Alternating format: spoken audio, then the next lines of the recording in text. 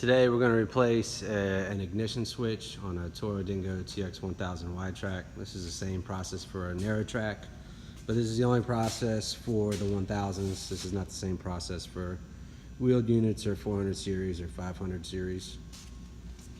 When you come down here, open this hood up right here, get that open, and then there's a heat shield that sits back behind your air cleaner housing. Go ahead, and there's 3 bolts. Go ahead and take that heat shield off to expose the wires for your ignition switch.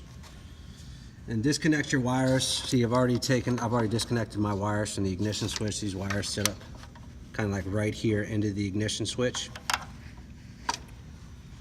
And I've taken the old ignition switch off, which is this ignition switch. It's the older one.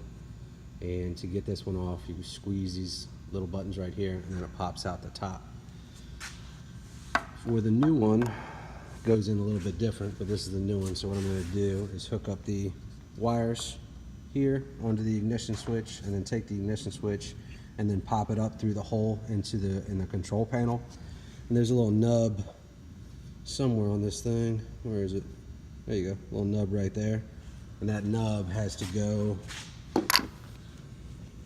through that little hole right there to fit the nub. It just won't go on any other way. Now keep in mind, if your ignition switch doesn't look exactly like this,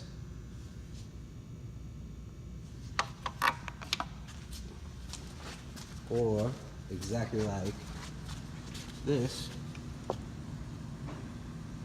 you probably have an old ignition switch and you want to get that replaced with the new upgraded ignition switches as soon as possible, because usually if your ignition switch fails, you're out on a job and then you're stuck.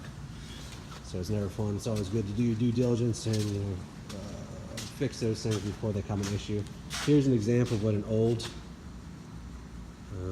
ignition switch looks like, and these are the ones that need to be replaced. So if yours looks exactly like this, you want to get yours replaced as soon as possible. This is what it's going to look like when it's all done. This little screw right here is what screws and holds the ignition switch in place. All done.